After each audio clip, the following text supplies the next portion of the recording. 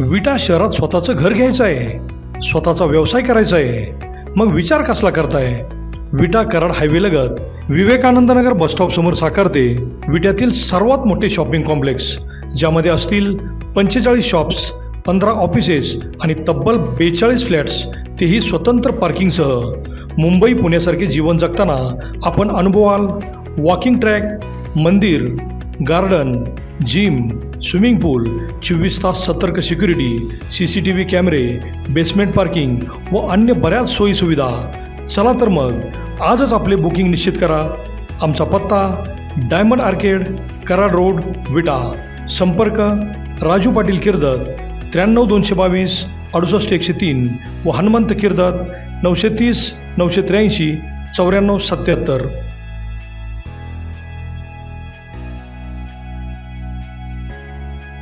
नमस्कार, प्राईम न्यूजमध्ये आपल्या सर्वांचे स्वागत. विट्यातील जय मल्टीपर्पज हॉलमध्ये भारतीय जनता पार्टीच्या कार्यकर्ते आणि पदाधिकाऱ्यांचा निर्धार मेळावा पार पडला. विधानसभा लक्ष डोळ्यासमोर ठेवून आमदार गोपीचंद पडळकर, ब्रह्मानंद शेठ पडळकर यांनी मतदारसंघात जोरदार बांधणी केली असून यावेळी बाजी मारायचीच या निर्धाराने त्यांनी पूर्ण ताकदीने मैदानात उतरणार असल्याचे सांगितले. अनेक युवा कार्यकर्त्यांनी आपली मते मांडली. या मेळाव्यात भाजपाचे युवा नेते, सांगली जिल्हा सचिव, विटा शहर प्रभारी अध्यक्ष पंकज दबडे यांनी ज्येष्ठ पत्रकार बंडोपंत राजोपाध्ये यांच्यावर जोरदार टीका केल्याने मोठी खळबळ उडाली. एकूणच या मेळाव्याने मात्र मतदारसंघातील भाजपा रिचार्ज झाली असून विधानसभेला त्यांनी मोठे आव्हान निर्माण केले आहे, एवढे मात्र नक्की. अभिजित शिंदे, प्राईम न्यूज, विटा. खानापूर तालुक्यात शेठ भाजप व पडळकर पार्टी वाढली, लोकांबरोबर झाल्या. पार्टी वाढली की लोकांच्या पोटात दुखायला लागल्या. त्यासाठी साहेब लोकसभा झाली, लोकसभा निवडणूक झाली. लोकसभा निवडणूकमध्ये विशाल पाटील, सांगलीचे विशाल पाटील निवडून आले. इथे 4-5 जणांना वाटते की ते स्वतः खासदार झालेत. इथे 4-5 व्यक्ती आहेत, त्यांना वाटते स्वतः खासदार आहेत. त्यांनी, मी मध्ये परगावला गेलतो, परदेशात गेलतो, त्यांनी माझे हे राजकीय गती, माझं काय चाललंय इतकं पळायला लागलाय, ताकद वाढल्यामुळे त्यांनी माझ्यावर एक मेळावा घेतला. मध्ये या 4-5 जणांनी मेळावा घेतला. राजकीयदृष्ट्या त्यांचा मला अडकवायचा प्रयत्न चालू आहे, मला थांबवायचा आहे, पक्षाचं काम करून द्यायचं नाही, त्यांचं काम चालू आहे. परत मी सगळी आल्यावर चौकशी केली, नक्की काय झालं आहे, ह्या पाठीमाग कोण आहे, ह्याच्या पाठीमाग कोण तर असणार आहे 100%, एवढं करायला लावणारा. ह्याच्या पाठीमागचा नारदबंदी मी शोधला. मी आलो, माहिती करून सगळी माहिती घेतली. तर असाच संभाजी छत्रपती महाराजांच्या काळात असाच एक अण्णाजी पंथ तयार झाला की संभाजी महाराजांना स्वराज्य करताना त्यांना बराच त्रास दिला, स्वराज्य कारभार बघताना. तर असाच एक विट्यात एक पंथ तयार झाला आहे, अण्णाजी पंथ तयार झाला आहे. त्या अण्णाजी पंथाचं नाव आहे बंडोपंत राजोपाध्याय. तर आजच्या कलियुगात ह्या बंडोपंत राजोपाध्यायाचा काय तर बंदोबस्त केला पाहिजे साहेब. त्यानं काय कारण नाही, राजकारणाचा विषय नाही, त्याला बरं वाटत नाही पार्टी वाढलेली. तर हे राजकारण करताना बाबर पार्टी, पाटली पार्टी, ह्याने करू द्या की माझ्यावर चालतंय की हा नालायक इस्तेम करतोय. लोकांना माझ्यासाठी मेळावा घालायला लावला. त्या मेळाव्यात लोकांना माहीत नाही की नक्की मेळावा कसला आहे. त्या मेळाव्यात असं झालं की मला कळालं की काय काय सांगितलं वाढदिवस आहे, जेवण केलंय. काय जणांना सांगितले पार्टी मिटिंग आहे, जेवाया. काय जणांना सांगितले की सामाजिक विषय आहे, विट्यात गांजा गोळ्या विक्री चालू आहेत, त्याबद्दल निवेदन द्यायचं आहे. असं लोकांना खोटं सांगून, 5 कारण सांगून लोकांनी मेळावा घेतला. ज्या लोकांना कळालं की कसला मेळावा आहे, लोक उठून माघारी गेली. काय लोक आली, जीवन निघून गेली. विट्यातले साहेब ह्या बंडोपंतानं वातावरण एवढं पूर्ण खराब केलं, इतकं वातावरण खराब केलं की ते एवढं वातावरण खराब केलं की बोलता येत नाही.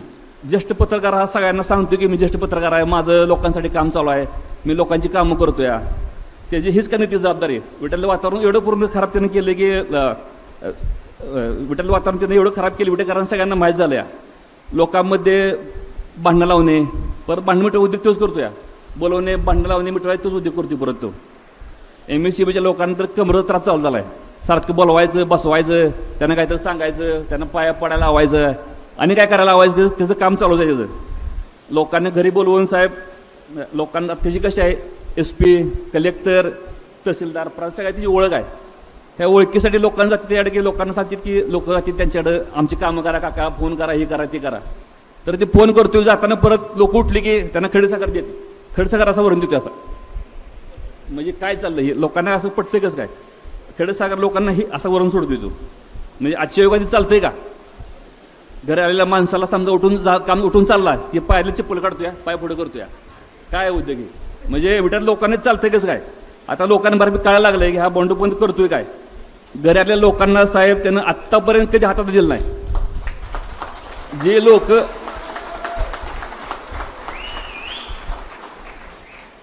साहेब त्या घरी जाते ते आत्तापर्यंत त्यानं कोणी हातात दिलं नाही. नक्की करतोय काय तो. आता विटात सगळ्या लोकांना कळतंय हे बंडू बंद आला काय तर करतोय. रोज नवीन लोकांना बोलवायचं. सगळे 2 नंबरला सगळे त्या बसा घरात कायम असतील. कधी पण जावा बसा 2 नंबरला सगळे त्या घरात कायम माहिती. भांडणं लावून त्याचा उद्योगच आहे.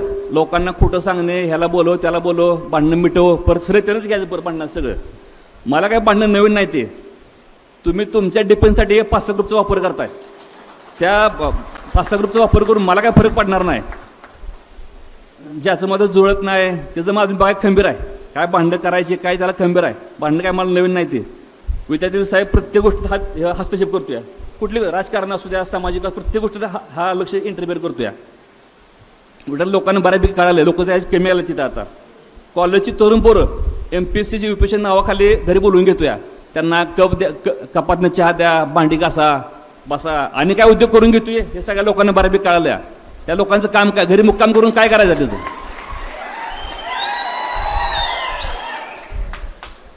आणि लोकांना तो तरुण पोरांना घरी थांबवून का घेतोय हा मूळ मुद्दा आहे साहेब. काय नक्की कारण काय. घरी थांबवून घ्यायचं कारण काय. तरुण पोरांना काय कारण आहे. 31 मार्चला साहेब मी माझ्या ऑफिसमध्ये मिटिंगला बसलो. 31 मार्चला पत्रकार बंधू 31 मार्च 2023 साली मी माझ्या ऑफिसमध्ये बसलेलो. त्या दिवशी माझा गुन्हा दाखल झाला माझ्या एक. मी त्यावेळेस स्पॉटात नव्हतो. आम्ही तिघाच्या गुन्हा दाखल झाला. रिव्हॉल्वर आम्ही दम दिला एकाला म्हणून. कोणाला तर खुश करायला, कोण तर काय त्याला करत असेल त्याला खुश करायला आमच्या गुन्हा दाखल केला. काय संबंध नसताना परत आमदार साहेबांनी ताकदला माझं नाव त्यातनं काढलं. माझं एवढं सांगणं आहे की विटा वातावरण दूषित करायचं चालू आहे साहेब. त्याचा बंदोबस्त करायला पाहिजे. हे सगळं चुकीचं चालू आहे. एवढं बोलून मी थांबतो. जय हिंद, जय महाराष्ट्र.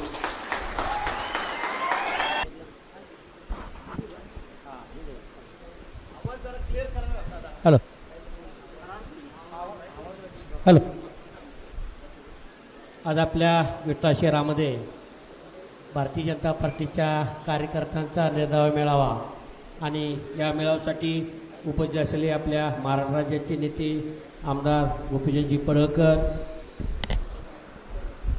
ज्याने आता आपल्याला मुलाचं मार्गदर्शन केले ते अनिशेठ पाटील, दाजीभाऊ पवार, सुंदरदादा पाटील, माणिक काका शिंदे, मधुकर भाऊ आळतेकर पाटील, सुशांत पवार, माणिक सिंग जाधव, चंद्रकांत शिरतोडे, अशोक देशमुख, जोंधळखिंडीचे नवनाथ लोंढे, RPI तालुका अध्यक्ष लखन ठोंबरे, अमृत माळे, विलास काळेबाग, राहुल मंडले, मनोज यादव, हनुमंत खिलारी, सुशांत जाधव, विद्याधर मदने आणि सर्व इथं आलेले सर्व पत्रकार बंधू आणि तालुक्यातून आणि शहरातून आले सर्व माझे सहकारी मित्र, वडीलधारी मंडळी. खरं तर आपला हा विटा शहरातला 3रा मेळावा आहे आणि पहिला मेळावा आपला याच हॉलमध्ये झाला. 2रा मेळावा आपला खासदारकीचा पलीकडे झाला आणि आता हा 3रा मेळावा आपला इथं होतो आहे. खरं तर मी विटा आणि खानापूर आणि विसापूर सर्कलतील सर्व कार्यकर्त्यांना मनापासून धन्यवाद देतो. कारण तुम्ही सर्व दबाव झुगारून कार्यकर्त्यांना दबाव कसा होता आणि तो दबाव झुगारून तुम्ही इथं आदर झाला त्याबद्दल तुमचं मनापासून अभिनंदन करतो. आपण बघितलं या खानापूर विसापूर सर्कलमध्ये आपण मागच्या वेळी पण आपण 24 गावाचा दौरा केला आणि 24 गावाचा दौरा केल्यानंतर प्रत्येक गावाच्या सरपंचाला त्या गावाचे सरपंच जर आपल्यासोबत नसले तर डेपुटी तिथले सदस्य आणि त्या गावातील प्रतिष्ठित नागरिक यांची आपण बैठक घेतली आणि त्या गावाला काय अपेक्षित पाहिजे ते आपण प्रत्येक गावाला द्यायचा प्रयत्न केला. मग आता निर्धार मेळावा काय घ्यायचा. मग आपल्या आता लोकसभेचं इलेक्शन झालं. त्या इलेक्शनमध्ये आपण कुठं कमी पडलो, कुठं आपण पुढं गेलो, त्यासाठी आत्मपरीक्षण करायसाठी आपल्याला हा मेळावा आपण घेतलेला आहे आणि यासाठी आपल्याला मार्गदर्शन आमदार साहेब करणार आहेत. आता बऱ्याच कार्यकर्त्यांनी बऱ्याच इथलं सांगितलं. घाट माथ्यावाला प्रश्न दाजीभाऊने सांगितलं. दाजीभाऊ खरं आहे, जिथं जिथं सत्ता आहे तिथं तिथलं जी गावं आपण घाट बघितले त्यांनी डोंगरी भागामध्ये घातली.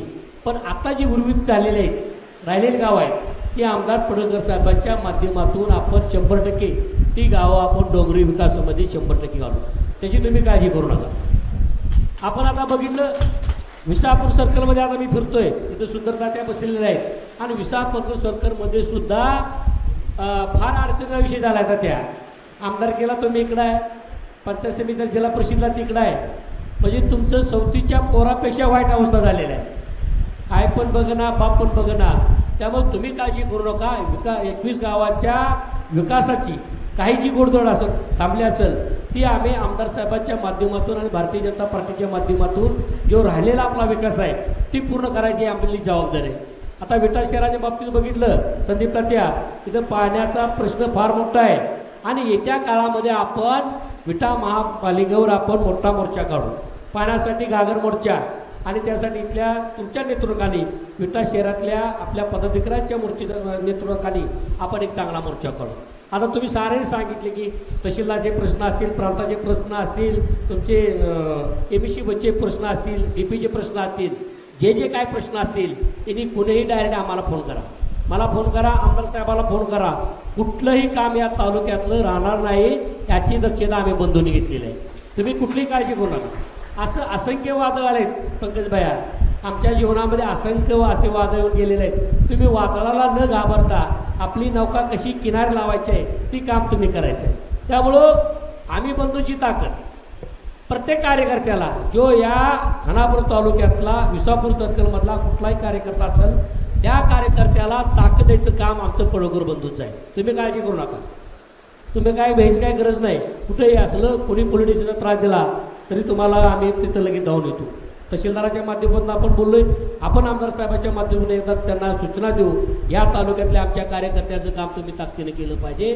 जर कुठं अडकला तर मग आमचा हातार आपण उपसू. तुम्ही काय काळजी करू नका.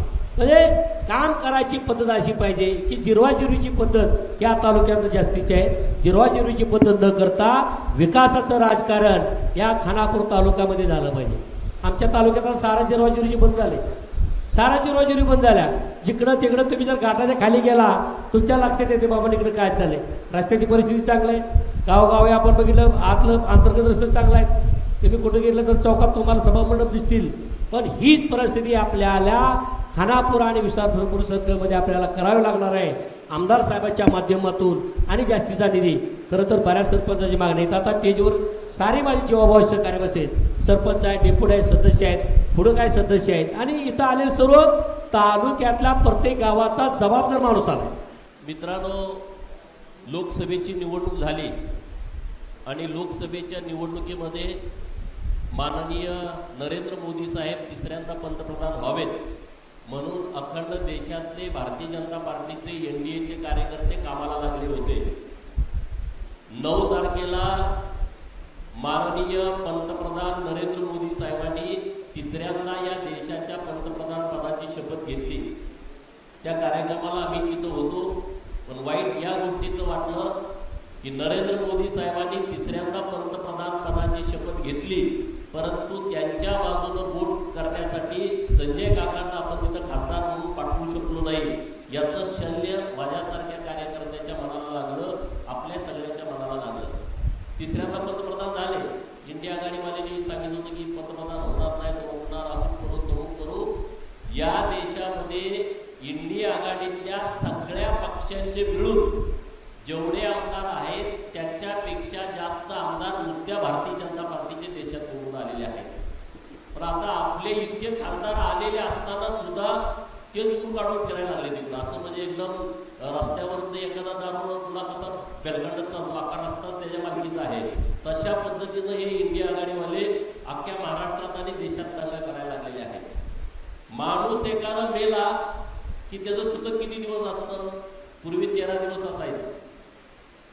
तिसरा करायचा, 10वा करायचा आणि 13वा करायचा.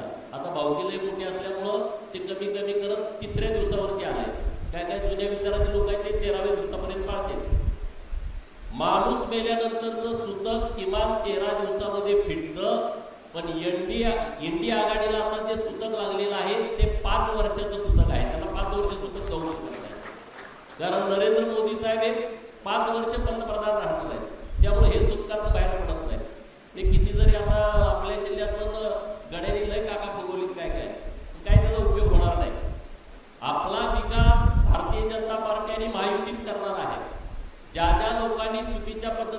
केली, त्याच्यावरती आज बोलायची वेळ नाही, योग्य वेळी बोलू. अजून खूप बोलायचं त्या विषयावरती, आपण सगळेजण त्या विषयावरती बोलू. नरेंद्र मोदी साहेबांची निवडणूक होती मित्रांनो, दुसऱ्या तिसऱ्या चौथ्या माणसाची नव्हती. नरेंद्र मोदी साहेबांच्या बाजूनं ठामपणे उभा राहण्याची वेळ होती. परंतु काही लोकांनी गमती जमती केल्या, तो विषय आपण नंतर घेऊ. पण आता आपल्याला खानापूर तालुक्यामधल्या कुठल्याही लोकांचं कसलंही काम असलं तर तुम्ही आम्हाला हक्कानं सांगा, आम्ही तुमच्या बाजूनं ठामपणे उभे आहोत. आता इथं अधिकाऱ्यांचं जरा चाललंय, त्यांचं जरा लाड चालू आहे. आता ते थोडे दिवस लाड आहे, ते लाड काही जास्त दिवस चालणारे नाहीत. आणि त्यामुळं अधिकाऱ्यांना पण माझी विनंती आहे, आपण सरकारचं पैसे पगार घेतो, सरकारकडे जनतेच्या करामधून पैसे जातात, म्हणजे आपण जनतेचे नोकर आहोत, आपण कुठल्या पुढाऱ्याचे नोकर आहे असं जर खानापूर आटपाडी मतदारसंघातल्या अधिकाऱ्यांना वाटत असेल तर त्यांनी इकडं सरळ राजीनामा द्यावा आणि त्या नेत्यांच्या मसनावरती जाऊन राहावं. तिथं जाऊन तुम्हाला काय जाणवत करायचे आहे, पाणी भरायचं आहे, शेणखण काढायचे आहे, प्रेम ऋतू चाललंय, जाऊन तिथं करा ना काम. कशाला इकडं सरकारची वेळ वाया घालवताय, सरकारची वेळ घालवू नका. मला परवा मी विट्यात आलो, विट्यातनं जाताना एक मला शेतकरी भेटला आणि म्हटलं माझी म्हस चोरीला गेल्या. बघा किती गंभीर विषय आहे, माझी म्हैस चोरीला गेल्या आणि कुणी चोरल्या हे मी सांगितलंय तरी सुद्धा लक्ष दिलं जात नाही. मला पोलीस स्टेशनमधून फोन आलाय, तुझ्या विरोधात केस आल्या. काय प्रकार आहे, काय प्रकार आहे? मी त्या अधिकाऱ्यांशी बोललो, अरे कशासाठी असले उद्योग करतात, कशासाठी उद्योग करतात? आता काल एका कार्यकर्त्याच्या डोक्यात 3 टाके पडले, त्याचा पाय फ्रॅक्चर झालाय, दोन्ही पायाला 4-4 टाके पडले, तरी कलम 324. आणि दुसऱ्या प्रकरणात लगेच 307 लावला. मी डिवाइसकडे मला फोन केला, म्हटलं तुम्ही इथं आल्याच्या नंतर जेवढे गुन्हे खानापूर आणि आटपाडी पोलीस स्टेशनला 307चे दाखल झाले, 326चे दाखल झाले, 325चे दाखल झाले, 324चे दाखल झाले, त्या सगळ्या गुन्ह्यांची लिस्ट मला पाहिजे आणि त्याच्यासोबत मेडिकल सर्टिफिकेट पाहिजे. मला बघायचं आहे नेमकं तुम्ही कशा पद्धतीने कुठले गुन्हे दाखल केले. तुमच्या काय बापाची जागीरदार आहे का इथं कशाही पद्धतीने तुम्ही काम करता? हे चालणार नाही. नोकऱ्या नीट करा, नाहीतर घरी बिनकामाचा जाचाल. ह्या सगळ्या लफड्यात तुम्ही आमच्या पडू नका. तुम्ही तुमच्या पद्धतीने नोकऱ्या नीट करा, नाहीतर तुम्हाला परत अडचणीत येईल. परत आम्ही पण लोकांच्या संघर्षामध्ये उतरलोय, कारण गरीब लोकांना त्रास झालेला आम्हाला अजिबात चालणार नाही. आम्ही गरिबांची बाजू पहिल्यापासून लावून धरली आहे आणि पुढेही आम्ही ती बाजू लावून धरणार आहे. कुठल्याही गरिबाची आम्ही बाजू सोडणार नाही. आम्ही कुणावरती अन्याय करत नाही आणि त्यामुळे आमचा अन्याय करण्याचा स्वभाव नाही. पण जो कोणी अन्याय करतोय त्याच्या विरोधामध्ये लढण्याची आमची पहिल्यापासूनची भूमिका आहे आणि तेच आमचं रक्त आहे. त्यामुळं तुम्ही चिंता करू नका, आम्ही तुमच्या गरिबांच्या सगळ्यांच्या बाजूने राहणार आहे. रस्ता पाहिजे, अरे मधला रस्ता काढताय तुम्ही, 20-20-30-30 आंब्याची झाडं तोडताय, त्याला काय विचार नाही, पाचार नाही, काय त्याला विचारणार नाही का लोक? अरे आम्ही आहे ना इथं. आम्ही तुम्ही जर अन्याय करणार असाल एखाद्या उसाच्या मधलंच रस्ता, अरे त्याला काय सर्वे नंबर आहे का नाही? एखाद्याच्या रानात तर 3-3 रस्ते. काय प्रकार? इतकं पाप कुठं फेडणार आहे तुम्ही? सत्ता जास्त काळ नसते, सत्ता येते आणि सत्ता जाते, परंतु सत्ता आल्यानंतर त्याचा उपयोग गोरगरिबांच्या हितासाठी किती होतोय याचा हिशोब लोक ठेवतात. आणि म्हणून तुम्हाला मी सांगतो, अशा ज्या लोकांना गरज आहे, मदतीची गरज आहे, तुम्ही आम्हाला बोलवा, आम्ही तुमच्या बाजूला लढायला तयार आहे. लढणं आमचा स्वभावच आहे, त्यामुळे तुम्ही अजिबात चिंता करू नका. पंकज भाईंनी भाषण केलं की आम्हाला असं होतं, मला आनंद झाला की पंकज भाईंच्या विरोधामध्ये काही लोक षडयंत्र करतायत. ह्याचा अर्थ असा की पंकज भाई मोठा व्हायला लागलाय. प्रत्येक गोष्टीचं तुम्ही पॉझिटिव्ह घ्या. माझ्या राजकारणाची सुरुवात झाल्यावर असंच व्हायचं, रोज एक केसेस, रोज एक भानगडी. कुठं मी सांगितलं असलो केस आटपाडी दाखल व्हायची. त्याचा लय विचार करायचा नसतो. राजकारणामध्ये आपण काम करतोय, लोकांच्यासाठी काम करतोय, समाजासाठी काम करतोय, तर आपल्या अंगावरती केसेस होणार हे आपण डोक्यात ठेवूनच चालायचं आणि कामाला लागायचं. काय फरक पडत नाही, आत काय बाहेर काय फरक पडतोय? आता पंकजभाई पण आतमध्ये होते. पंकजभाईची माझी मैत्री वेगळी आहे, राजकारणातली मैत्री नाही आहे, आमची जेलमधली मैत्री आहे. पंकजभाई जेलमध्ये होते. 2009ची मी निवडणूक लढलो, येणारा उमेदवार पडला, गडी रागाला आले सगळे आणि माझ्यावरती एक केस टाकली. काय केस टाकली? जांभुळणीच्या सरपंचांच्या बरोबर काहीतरी भांडण झालं. सरपंच पण आमच्याच पार्टीचा, सगळे सदस्य पण आमचे. त्यांची मारामारी झाली जांभुळणीत. मी होतो सांगलीत आणि आटपाडी पोलीस स्टेशनला गुन्हा दाखल केला. गोपीचंद पडळकर 1 नंबर आरोपी. 15 दिवस सांगली जेल. गेल्या गेल्या पंकजभाई भेटले मला आणि त्यामुळे 15 दिवस आम्ही तिथे एकत्रित. जेलमधली दोस्ती वेगळी असते, जेलमधले दिवस वेगळे असतात आणि त्यामुळं ह्या तालुक्याची परंपराच आहे खोट्या केसेस घालायची, खोट्या केसेस घालायची. तुम्ही परत बघितलं माझ्यावरती मंगळसूत्र चोरीची केस घातली. आता त्या लोकांच्या विषयी मी बोलत नाही. ज्यांच्या छट्या हातात फाडल्या होत्या त्यांनी माझ्यावरती गुन्हे दाखल केले. मंगळसूत्र चोरीचा गुन्हा दाखल माझ्यावर केला. परत 2 महिने काढले आम्ही सांगली जेलमध्ये. 2014ची निवडणूक लढण्यापूर्वी 2 महिने सांगलीच्या जेलमध्ये आम्ही दिवस काढले. आता राज्यभर सगळे वातावरण करतात सत्तेचा दुरुपयोग. सत्ता, पोलीस, तहसीलदार, सरकार, तलाठी, ग्रामसेवक, पंचायत समितीचे सगळे अधिकारी. परवा एका मी फोन केला जिल्हा परिषदच्या सीओ मॅडमला. एक गडी आका डायरेक्ट टीपी लावतोय. अधिकारी इथं बरेच जण लावतात आणि म्हटलं याला काय आहे का, याला घरी पाठवा ना. तो राजकीय पुढाऱ्यांचे डायरेक्ट फोटो लावतोय. तुझ्या काय बापाची पेट नाही का? नोकरदार आहे आमचा, लोकांचा नोकरदार आहे. कुणाचाही फोटो तुला राजकीय पुढाऱ्यांचा लावता येणार नाही. आणि मग त्यांना सांगितलं, त्याला काहीतरी निलेशने मला विषय लक्षात आणून दिला. हे असलं सगळं मनमानी सर्व आहे. मी तुम्हाला विनंती करतो सगळ्यांना, आपण डॉक्टर बाबासाहेब आंबेडकर साहेबांनी आपल्याला संविधान दिलंय. या संविधानामध्ये आपले हक्क, आपले अधिकार शाबूत ठेवण्याची जबाबदारी आपली आहे. जर कोण चुकीच्या पद्धतीनं आपल्यावरती अन्याय करत असेल तर त्यांच्या विरोधामध्ये आपण पेटून उठलं पाहिजे, त्यांच्या विरोधामध्ये बंड केलं पाहिजे. हे तरुण मित्रांचं काम आहे. तरुण मित्रांना माझी विनंती आहे, हे सगळे हे लय किरकोळ लोक आहेत, लय सिरियस तुम्ही घेऊ नका. परंतु तुम्हाला बांधून बांधून बांधून तुम्हाला असं जवळ ठेवलंय की तुम्हाला वाटतं अरे ह्यांच्यापेक्षा काय जगात काय वेगळं नाही, ही सगळ्यात मोठी लोक आहेत. असं काही नाही. आणि त्यामुळं तुम्हाला सगळ्यांना माझी विनंती आहे, जरा आता सगळं सोशल मीडिया आहे, व्हॉट्सअप आहे, फेसबुक आहे, ट्विटर आहे, तुमच्याकडे यूट्यूब आहे, सगळं जग बघा काय चाललंय राज्यामध्ये, काय चाललंय जगामध्ये. त्या पद्धतीनं आपण सगळेजण चालूया, सगळेजण एकत्रितपणे काम करूया. पंकज भाईंच्या पाठीमागं भारतीय जनता पार्टीचे आपले सगळे पदाधिकारी आहेत, आपले सरपंच आहेत, उपसरपंच आहेत, यांच्या पाठीमागं आपण सगळे ताकदीनं उभा राहूया, खंबीरपणे उभा राहूया. काही चिंता करू नका पंकज भाई. मला तर गेली मी राजकारणात आल्यापासून म्हणते तुझं पाय तोडतो, तुला मारतो. अजून काही मारलेलं नाही, कुणी काही केलेलं नाही. आपण काम करतोय लोकांच्यासाठी आणि त्यामुळं इथून पुढं आपण सर्वसामान्य लोकांच्यासाठी काम करू. विटा शहरातले कुठलेही प्रश्न असले तर त्याच्या बाबतीमध्ये आवाज आपल्याला उठवावा लागेल. कारण आता नगर परिषदेवरती प्रशासक आहेत, इथं कुठलाही आपला लोकप्रतिनिधी नाही. जिल्हा परिषद आणि पंचायत समितीमध्ये लोकप्रतिनिधी नाही. तिथं कुठं अन्याय होत असेल तर आपल्या कार्यकर्त्यांनी पुढाकार घेतला पाहिजे. जिल्हा बँकेचा सगळ्यात मोठा प्रॉब्लेम सुरू आहे. जिल्हा बँक ही आपली बँक आहे शेतकऱ्यांची. जो शेतकरी सभासद आहे त्यांची ही बँक आहे. ही बँक काही जिल्ह्यातल्या 15-20 पुढाऱ्यांनी आपल्या मुठीत ठेवली आहे. ज्यांना जर उद्या सकाळी वाटलं की मला 100 कोटी रुपये पाहिजेत, उद्या सकाळी वाटलं संध्याकाळपर्यंत प्रकरण मंजूर किती 100 कोटीचं, आणि तुम्ही 1 लाख रुपये मागायला गेल्यानंतर किती वेळा हेलपाटा घालावा लागतो तुम्हाला? किती वेळा? इन्स्पेक्टर किती वेळा येतो तुमच्या रानात? ऊस आहे का, कापूस आहे का, डाळिंब आहे का, पेरू आहे का, चिक्कू आहे का बघायला किती वेळा येतो? तिकडं जात नाही. आता वसुली चालू केली होती. कुणाची वसुली? शेतकऱ्यांची वसुली. अरे पहिल्यांदा त्या पुढाऱ्यांच्या दारात जावा, ज्यांचं 100 कोटी लोन आहे, ज्यांचं 50 कोटी लोन आहे, ज्यांनी बँक बुडवली त्याच्या दारात जावा ना. तुमच्यात हिंमत आहे तर आधी त्याचं घर जप्त करा. आमच्या तिथे भांडी जप्त करतो, टीव्ही जप्त करतो. तुम्हाला पायताना हाणतो जर तुम्ही कुठं आला तर.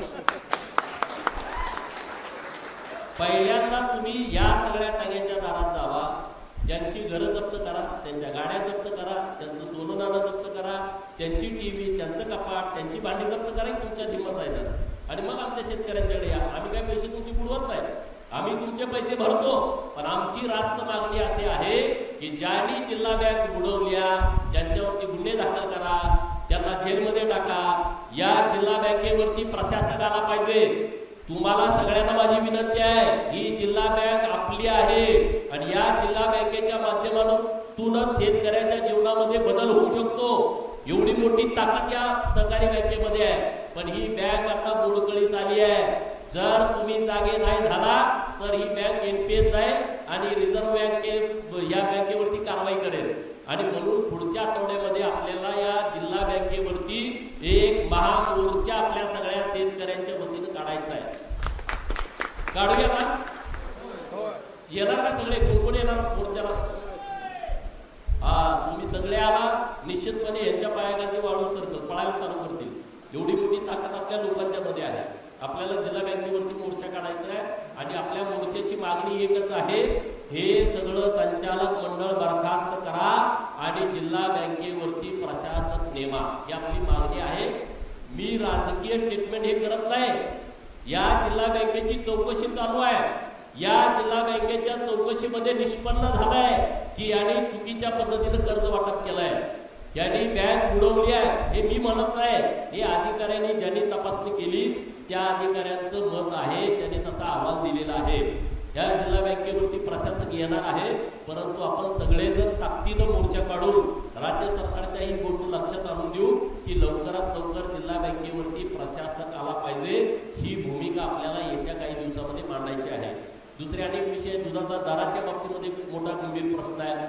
माननीय दूध विकास मंत्र्यांना मी आता मंगळवारी बुधवारी जाऊन त्यांना विनंती करतोय, भेटतोय.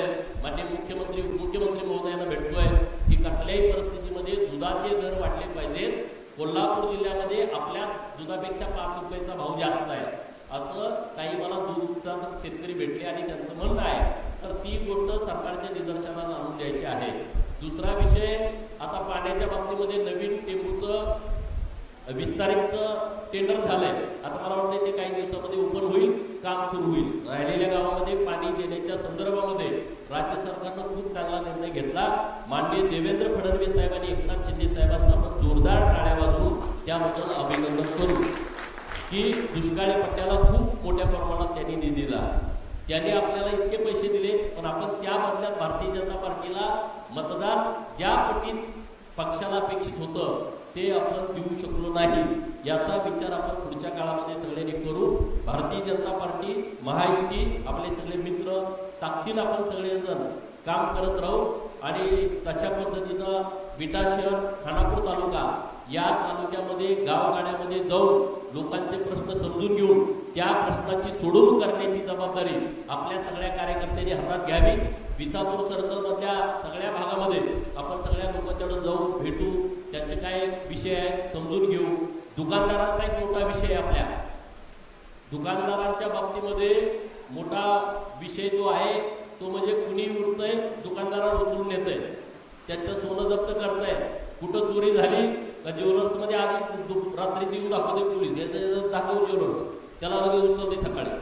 तुझ्याकडे इकडं सोनं विकलं, अरे ते म्हणतं नाही CCTV बघा, फुटेज बघा. नाही ते चोरांना सांगितलंय तुमच्यातच विकले, चला द्या भरून, नाहीतर आत टाकतो. असे बरेच प्रकार सुरू आहेत आणि हे दुकानदारामध्ये आपल्या मतदारसंघातील लोक जास्त आहेत आणि त्यामुळं मी सरकारला विनंती करणार आहे की या बाबतीमध्ये काहीतरी ठोस निर्णय सरकारनं घ्यावा आणि त्यासाठी आपण सगळेजण आता प्रयत्न करणार आहोत.